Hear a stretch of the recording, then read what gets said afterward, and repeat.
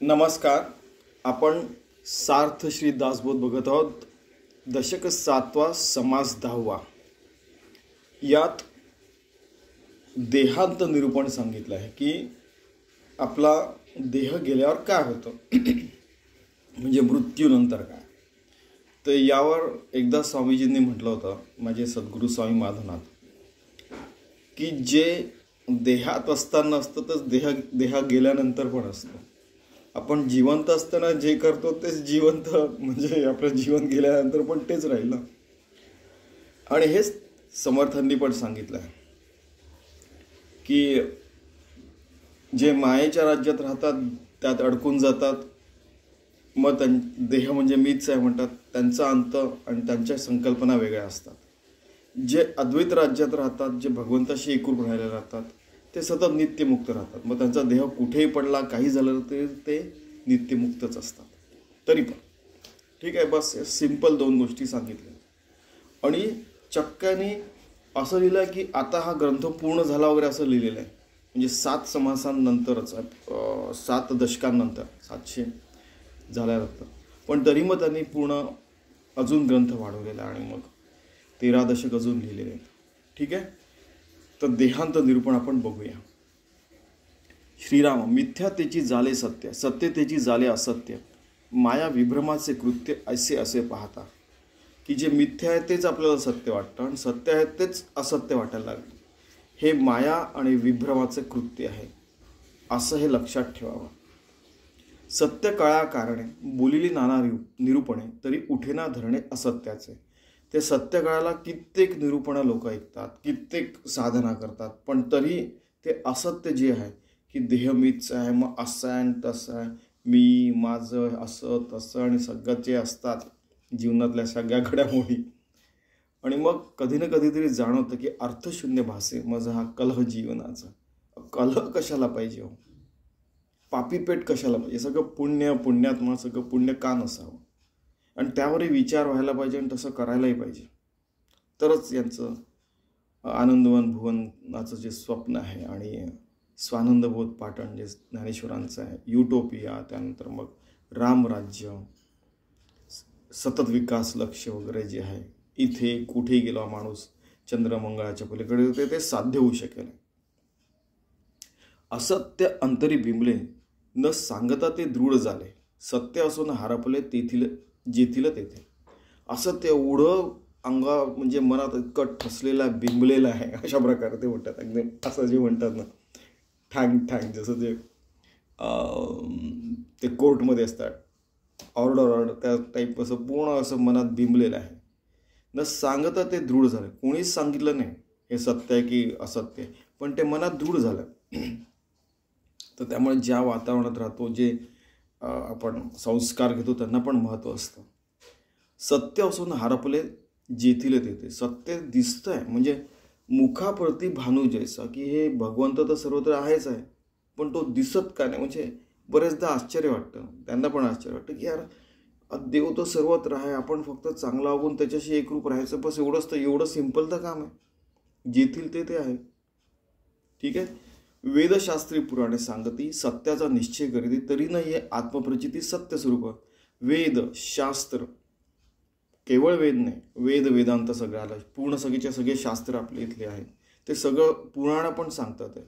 सत्याचा निश्चय करतात की सत्य एक आहे, भगवंत एकच आहे, याचा निश्चय पण करतात आहे.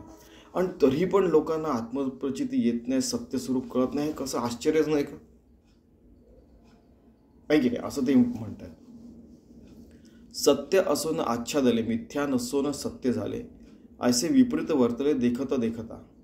की सत्य असून त्याच्यावर आच्छादलं जातं असत्य, आणि ते मिथ्या जे आच्छादलं गेलेलं आहे, जशी ते पाण्यावर जसे असे अल्गीज येतात, अल्गीला काय म्हणतात, समजा एक वनस्पती येते, त्याची पूर्ण थर साचतो, ती बाजूला गेली तर पाणी आहेच, पण तरीही असे विपरीत वर्तले देखत देखता की आपल्याला तेच खरं वाटायला लागतं, आहे की नाही. इवन तुम्ही क्वांटम मेकॅनिक्स म्हणा, काही पण म्हणा, तर हे जे मॅटर जे दिसतंय ते केवढं कमी आहे. आकाश आणि म्हणजे पोकळी केवढी जास्ती आहे. तसंच ब्रह्मतत्व तर सर्वत्र कुठून कुठून भरलेलं आहे असं ते म्हणतात, हायली डेन्सली पॅक. पण तरी दिसत कसं नाही, म्हणजे आश्चर्य वाटतं. असे मायेची करणे कळो आली तत्क्षणी संत संगे निरूपणी विचार घेता, की हा जो मायेचा म्हणजे मृगजळाचा जो जे आहे खेळ आहे, तो संत संगतीमुळे सद्गुरूंच्या कृपेमुळे आपल्याला लगेच लक्षात येतो आणि तो विचार येतो की अरे असं आहे ते. मागा झाले निरूपण देखील आपणासी आपण तेने बाणले गुण परमार्थाचे. एक मागे आपण जे सगळे निरूपण बघितलंय, त्यामुळे आता मला असं वाटतं, समर्थ म्हणतात की सगळ्या जणांना आत्मप्रचिती झालीच आहे आणि सगळ्यांची परमार्थाची गुण जी खूण आहे ती बांधल्या गेलेली आहे की आपण आत्मस्वरूप आहे आणि त्याच्यातच आपण राहणं योग्य आहे, योगी भक्त होऊन राहायचं वगैरे.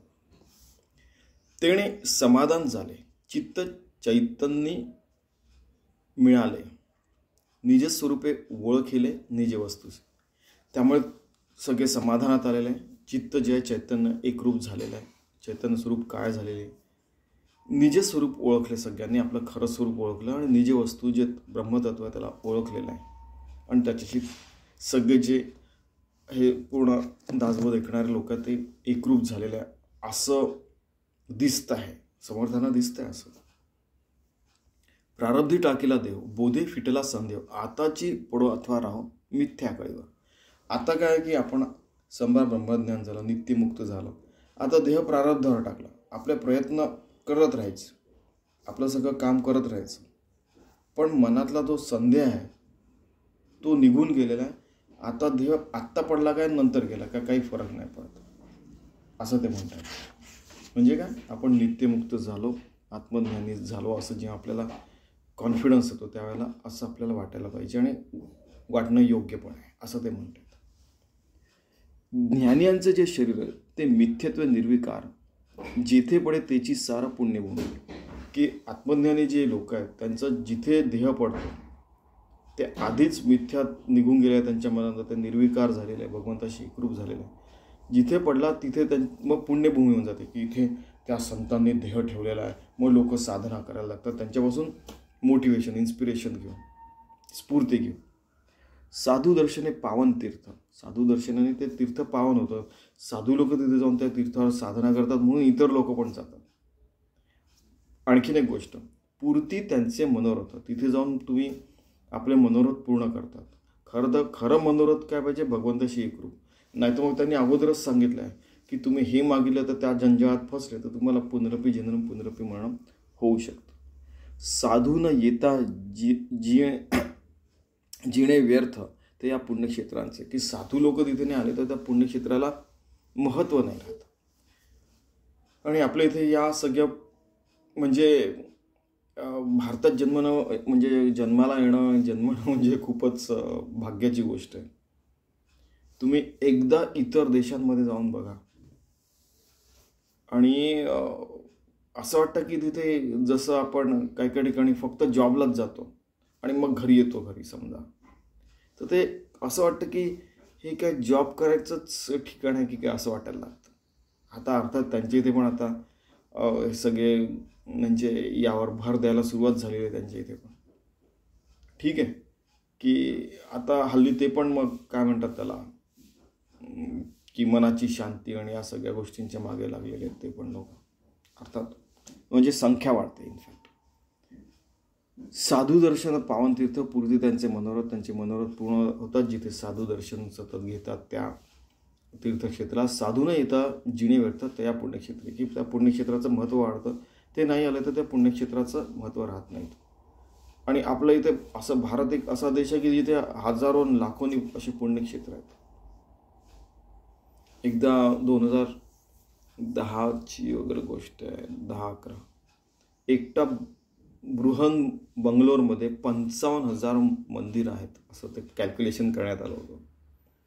आणि त्याच्याशी निगडीत म्हणजे काय म्हणतात त्याला, मंदिर मस्जिद गुरुद्वारा आणि हे सगळं जे असतात त्या सगळ्या गोष्टी आहेत, चर्च वगैरे 55,000.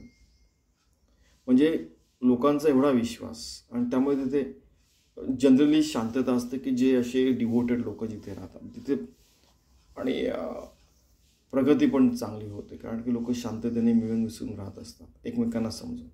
ठीक आहे, पुढे चला. अशाच बऱ्याच ठिकाणी आपल्या इथे पुण्यनगरी पुणे आहे, मुंबईला पण बरेचसे प्रगती होते. अर्थात तिथे बऱ्याचशा गडबड वगैरे पण असतात, कारण की जसा खूप पैसा आला, जसं खूप इंडस्ट्री आला, तर त्या मागच्या गोष्टी पण येतात, हे पण असतं. अर्थात ते पण मॅनेज करू शकतात आपल्या इथे लोक आहेत, त्यांना हजारो वर्षांचा अनुभव आहे. ठीक आहे. पुढला, पुण्य नदीचे जे तीर तेथे पडावे शरीर, हा इतर जनाचा विचार साधू नित्यमुक्त. की आपण पुण्यक्षेत्री जाऊन, साधे जे लोक असतात त्यांना वाटतं की आपण पुण्यक्षेत्रावर जावं आणि तिथेच आपल्याला मरण आलं, मग तिथे आपला अंत्यसंस्कार झाला तर आपल्याला मुक्ती मिळेल. मग याकरता लोक वाराणसीला, हरिद्वारला आणि कुठे कुठे जातात आणि तिथे मला मृत्यू अशी इच्छा करतात आणि राहतात. हे सामान्य जनांचं असतं, सामान्य जनांचा विचार असतो. साधू जे असतात ते नित्यमुक्त असतात, त्यांना कुठेही देह पडला तरी ते नित्यमुक्तच आहेत ना. मग ते स्मशानात पडले काय, की मंदिरात पडले की त्यांचा देह गेला काय, की कुणाच्या घरी, म्हणजे समजा त्यांना साधू न कधी कधी बोलवतात, तुम्ही आमच्या घरी या ना, त्यांना कोणीतरी नमस्कार केला आणि तिथेच त्यांचा देह गेला, तर ते नित्यमुक्त आहे. उत्तरायण ते उत्तम, दक्षिणायन ते अधम, हा संदेह वसे भ्रम, साधू तो निसंदेह. जसं भीष्माचार्य ते उत्तरायणाकरता थांबले होते, त्यांना एवढं म्हणजे बाणांच्या शेईवर झोपले होते तरी. दक्षिणायन ते अधम, हा संदेह वसे भ्रम, साधू तो निसंदेह.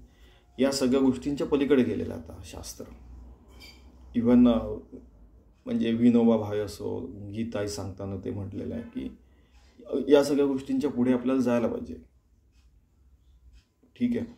दक्षिणायन ते अधम, या संदेह वसे भ्रम, साधू तो निसंदेह. साधू निसंदेह असतो. आपल्याला इथेच मरण यायला पाहिजे, खूप दिवस सुखाने जायला पाहिजे वगैरे असं काही नाही. ठीक आहे. साधू लोकांना पण कुठेही मरण येऊ शकतं, पण ते नित्यमुक्त असतात हे मात्र, आणि निस्संदेह असतात. निस्संदेह म्हणजे की त्यांनी देह याच्यावर प्रारब्धावर सोडलेला असतो. निस्संदेह म्हणजे काय, निशंकपणे जा वगैरे तसं नाही. निस्संदेह म्हणजे की त्यांचा देह आहे पण ते 2% जसे ब्रेनने आपण बुद्धीने आपण चालवू शकतो तसं त्यांना माहीत असतं, बाकी 98% त्यांनी भगवंताचं ठेवलेलं असतं. तर ते तसे 100% मुक्त असतात.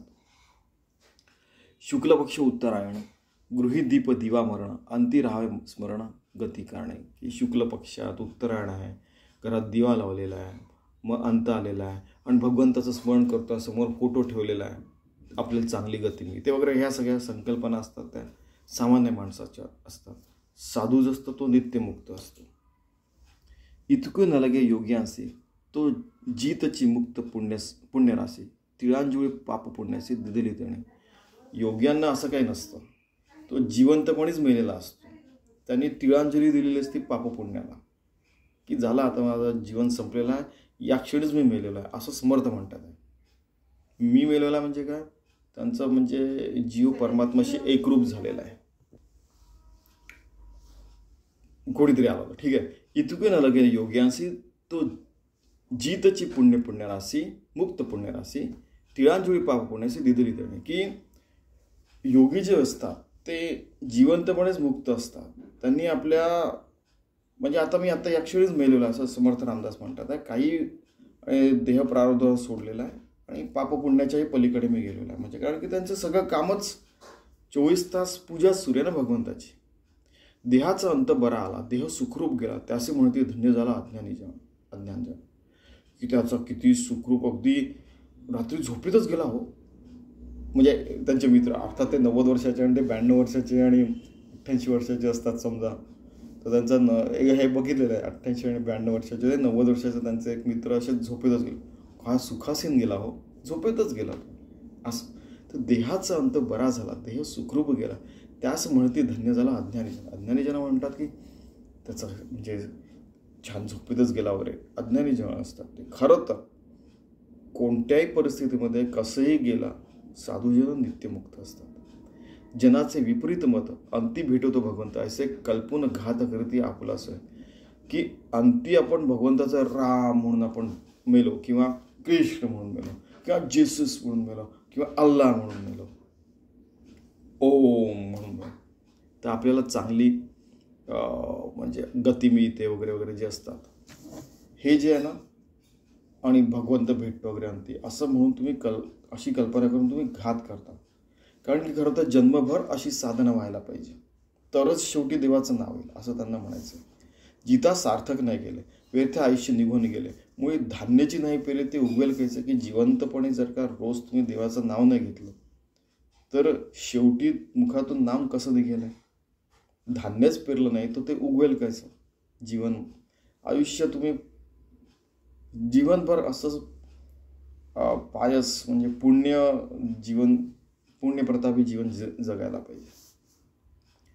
जरी केले ईश्वर भजन तरीच होईजे पावन, जैसे व्यवहारती धन राशी माथा लाभे. की रोज ईश्वराचं नाव घेतलं समजा तरच आपण पाहू. नाही तर काय की जसं व्यवहारात आपण आणि बिझनेस केला तर आपण प्रॉफिट करतो आहे की नाही. जर का प्रॉफिट नाही मिळालं तर मग कसं होईल? खरा प्रॉफिट तर आत्मज्ञानच असतो. पण आपण व्यवहारात सुद्धा आपण प्रॉफिट बघतो. मग याच्यात जीवनाचा प्रॉफिट आपण का नको बघायला? दिदल्या वेळेनं पावीच ना, पेरल्या वेळेनं उगे ना, ऐसे वाक्य ज्यांना ठाऊकीच नाही. की आपण काही त्यागच केला नाही, आपण काही चांगलं पेरलंच नाही, तर उगवेल कसं चांगलं? ठीक आहे. न करिता सेवेचा व्यापार स्वामीचं म्हणे कोठे मुशारा, तसे अंती भक्त नरा स्वहित न गळे. की मग असंच तुम्ही अभक्त राहिले तर तुमचं स्वहित होणार नाही. जिता नाही भगवत भक्ती, मेला कायची होईल मुक्ती. असो जे जैसी कीर्ती ते पावती तैसे. जिवंतपणे भक्ती नाही केली तर मुक्ती कसे मिळेल? अर्थात तुम्ही जीवनभर जे कराल तेच तुमच्या मृत्यूच्या समयी तुम्हाला आठवेल. ठीक आहे. त्यामुळे आपण चांगल्या मार्गावर राहावं अशी आपण देवाची प्रार्थना करूया. एवं न करिता भगवत भजन अंती नवीजे पावन, जरी आले बरे मरण तरी भक्तिविण अधोगती. की भगवत भजन आपण जन्मभर नाही केलं आणि चांगला मृत्यू पण आला तरी आपण जीवनभर जे केलं भक्तिविण आपण जगलो तर मग आपल्याला अधोगतीच मिळेल. ठीक आहे. मग त्याच्यात सुद्धा मग बऱ्याचशा गोष्टी आहेत की कोणता जन्म येईल, काय येईल वगैरे वगैरे. ठीक आहे. 84 लक्ष्मी ते पण एक शास्त्र आहे. आपल्या इथे सगळ्या प्रकारचे शास्त्र,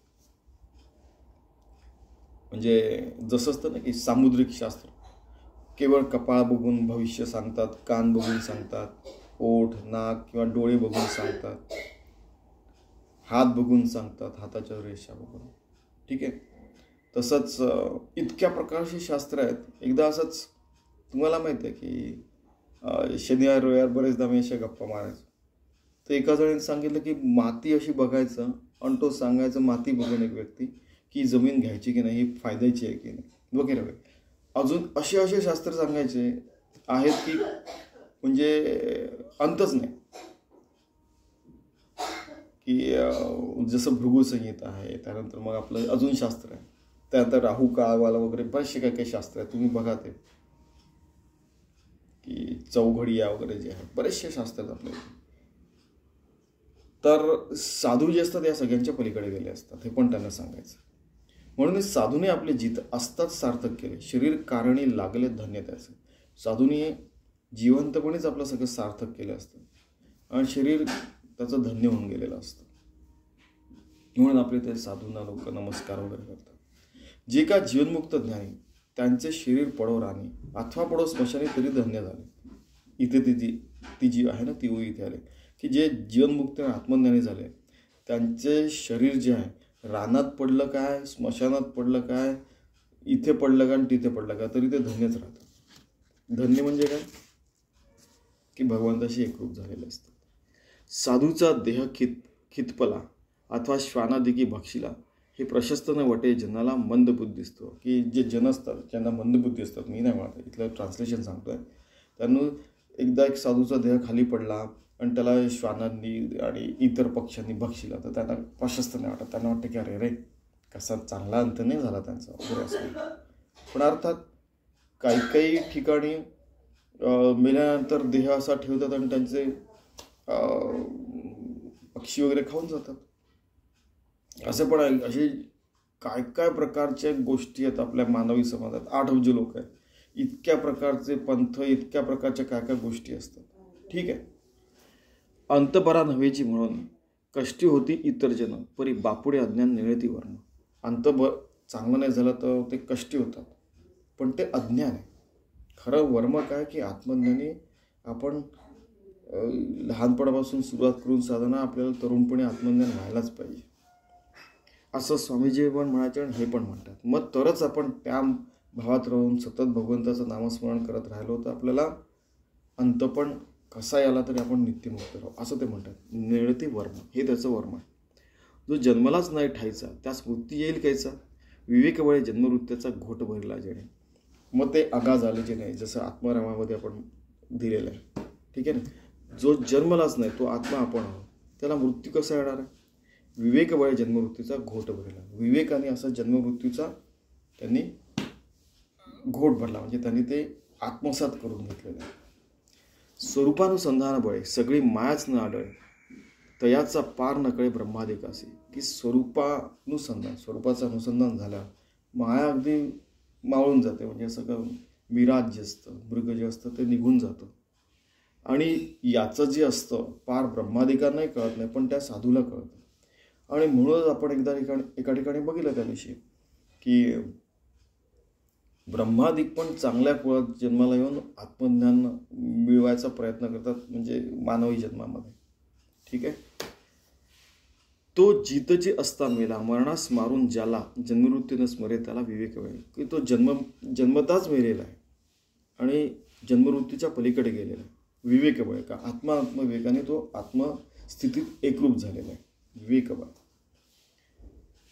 असं आपल्याला व्हायचं आहे, असं समर्थ रामदास म्हणतात. तो जनी दिसतो परी वेगळा, वर्तता भासे निराळा, दृश्य पदार्थ त्या निर्मळा, स्पर्शलाची नाही.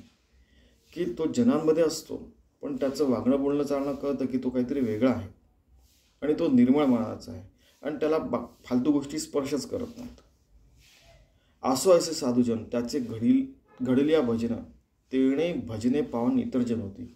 की असा साधूजनांचं लोक नाम घेतात की नाही की ऐसा आहे वैसा आहे, नाही नाही ते खूप पवित्र आहेत बरं का. तर त्या साधूचं भजन केल्या इतर जन पण पावन होऊन जातात त्या साधू इतकेच. सद्गुरूचा जो अंकित साधक, तेणे केराची करावा विवेक, विवेक केलिया तर्क फुटे निरूपणे. की साधूंचा अंकित साधक म्हणजे सद्गुरूंचा शिष्य जो असतो त्यांनी विवेक केला, विवेकाने राहिला, आत्मानात्म विवेकाने, तर त्याला त्याच गोष्टी निरूपणेला, म्हणजे इतर वेळा चालताना बोलताना इव्हन चालणं बोलणं सुद्धा निरूपण असू शकतो. आपलं वागणं बोलणं चालणं 24 तासाची जी पूजा ती पण निरूपण होऊ शकते. म्हणजे केवळ बोलणं म्हणजेच निरूपण हे नाही इथे सांगतायत. ठीक आहे. तुम्ही याचं ट्रान्सलेशन बघा 33. जो साधक वृत्तीचा असून सद्गुरूच्या आज्ञेत वागतो त्याचे पुन्हा पुन्हा आत्मानात्मविवेक करीत जावा. सातत्याने विवेक चालू ठेवला म्हणजे विवेचनाचे नवीन विचार स्फुरतात आणि सतत स्फुरण सातत राहू शकतं आपलं जीवनामध्ये सतत. आणि त्या स्फुरणामध्ये आत्मस्फुरणामध्ये राहिलं तर आपण नित्यमुक्त होऊ शकतो. हेची साधकाचे निवारणे अद्वैत प्रांजय निरूपणे, तुमचेही समाधान बाणे साधूच ऐसे. असंच साधकाचं हे आहे, अद्वैत आणि प्रांजय निरूपण आहे. आणि समाधान तुम्ही पण साधूसारखे समाधानी होऊ शकता. जो संतांस शरण गेला तो संतची होऊन ठेला, इतर जनास उपयोगाला कृपाळपणे. की जो संतांना शरण गेला तो स्वतःच संत होऊन जातो, इतर जनास तो उपयोग येतो आणि कृपाळपणे त्याच्यामुळे इतर लोकांना पण प्रेरणा मिळते आणि ते पण साधूसारखे होऊन जातात. ऐसे संतांचे मेहमान संतसंगी होते ज्ञान, सत्संगा परते साधन आणिक नाही. असाच संतांचा मेहमान आहे. संत संघांमध्ये त्यांच्या ग्रंथांमध्ये हा जो ग्रंथ आहे त्या सत्संगापुरते साधन आणिक नाही, त्याच्यासारखं साधन आणिक नाही. आपलंच मन साधूसारखं केलं, संतांसारखं करून टाकलं तर आपण स्वतःच्या संत संघामध्ये पण राहू शकतो. असं एक आहे याच्यात. त्या ठिकाणी त्यांनी म्हटलं आहे गुरुभजनाचे आधारे निरूपणाचे विचारे, क्रियाशुद्ध निर्धारे पाविजे पद. की गुरुभजन केल्यानंतर आपण स्वतःच निरूपण केलं, स्वतःच ऐकलं, स्वतःचे विचारावर आपले विचार साधूंसारखे केले, म्हणजे भगवंताशी एकरूप केले. साधू म्हणजे काय, भगवंताशी एकरूप. क्रियाशुद्ध निर्धारे पाविजे पद, त्या क्रिया पण शुद्ध झाल्या तर आपण त्या भगवंताशी एकरूप होऊन जातो. पद म्हणजे काय, अशी एखादी डिग्री नाही आहे. पद, त्याच्या पदचे त्याच्या चरणी आपण एकरूप होऊन जातो. ठीक आहे का. परमार्थाचे जन्मस्थान आहे त्याची सद्गुरूचे भजन. सद्गुरू भजने समाधान अकस्मात माने. परमार्थाचे जन्मस्थान जे असतं ते सद्गुरूंचं भजन असतं, सद्गुरूंना शरण जाणं असतं. सद्गुरू भजने समाधान, मग आपल्याला समाधान मिळतं अकस्मात, म्हणजे एका क्षणी. असा कोणता तरी क्षण येतो की ज्यावेळेला ते आपल्याला समाधान मिळतं आणि त्याच्याशी आपण एकरूप होऊन जातो. देह मिथ्या जाणून जीवे याचे सार्थक जे करावे, भजन भावे तोशिवाय चित्त सद्गुरूचे. देह मिथ्याचा अर्थ काय की नाशिवंत. मिथ्या म्हणजे खोटा नाही, खोटा आहे त्याच्याकडे लक्ष द्यायचं, असं पडलेल्या कुठेतरी असं नाही, त्याची निगा राखावी. ब्रह्मम सत्यम जगन मिथ्या बरोबर आहे, पण शरीर माध्यम खलु धर्म साधन. ठीक आहे की हे नरदेव मोठं घबाड आहे की मिथ्या जाणावे म्हणजे ते नाशिवंत आहे, एवढं लक्षात ठेवा. की कधी कधी सगळ्या देह जाणार आहे, पडणार आहे. जाणून जीवे त्याचे सार्थकच करावे, त्याचं सार्थक करावं. भजन भावे तोशिवाय चित्त सद्गुरूचे. भजन करून सद्गुरूंना खुश ठेवावं, स्वतःला खुश ठेवा. सद्गुरू आपल्या आतमध्येच असतात, त्यांना खुश ठेवा. मग काय होतं की सद्गुरू जास्ती आपल्यापेक्षा आपल्यावर जास्ती मेहनत घेतात. त्यांनी सांगितलं आहे, शरणागतांची वाहे चिंता तो एक सद्गुरू दाता, जे जैसे बाळक वाढवी माता नाना यत्ने करून. की जे शरण येतात त्यांना सद्गुरू बालकाला जसं आई वाढवते तसं विविध प्रकारे प्रयत्न करून सद्गुरू आपल्या शिष्याला आत्मज्ञानाकडे घेऊन जातात, नित्यमुक्त ठेवायचा प्रयत्न करतात. म्हणूनच सद्गुरूचे भजन जियासी गळे तोची धन्य, सद्गुरू विणे समाधान आहे की नाही. त्यामुळे सद्गुरूंचं भजन करणं आणि तोच केल्यानंतर जो करतो तो धन्य होतो. आणि सद्गुरूंच्या विना समाधान होऊ शकत नाही. सद्गुरूंना शरण गेल्याशिवाय आपल्याला समाधान होऊ शकत नाही. आणि सद्गुरूंनी शरण घेतल्याशिवाय आपल्याला समाधान होणार नाही. म्हणजे असं अल्टिमेटली युजी म्हणजे ती योगा भक्त भाव आहे की त्या भगवंताच्या इच्छेनेच आपण योगी भक्त होतो आणि मग त्या भावामध्ये आपण राहतो.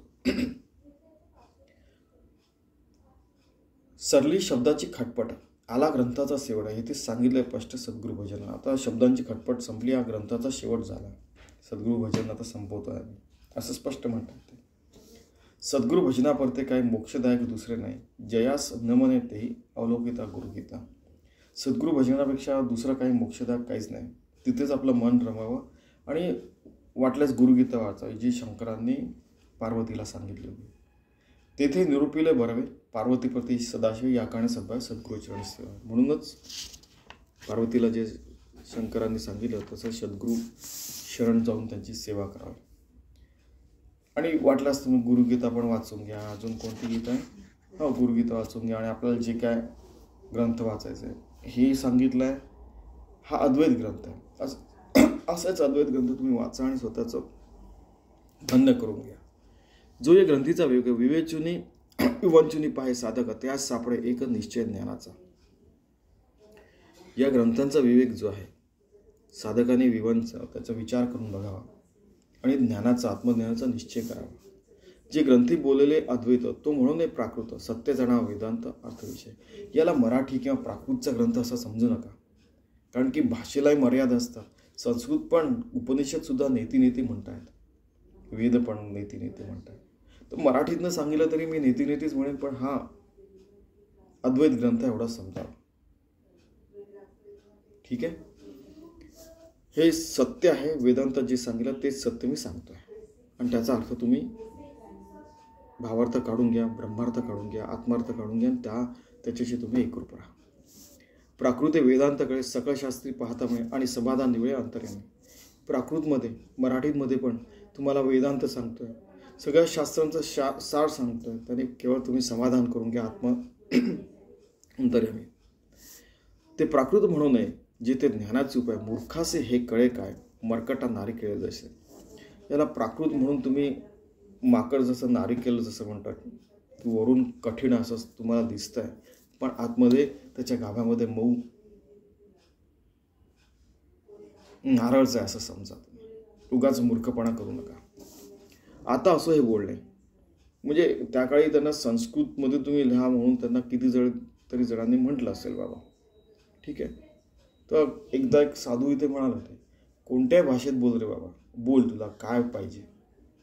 त्याने हे याचा अर्थ काय सांगा. मग त्याने सांगितलं होतं, कोणत्या भाषेत बोलतोय दॅट इज इमटेरियल.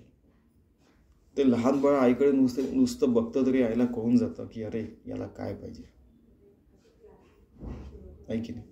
तर त्यामुळे आपण या फालतू भांडण तंट्यांमध्ये पडायचंच नाही. ठीक आहे.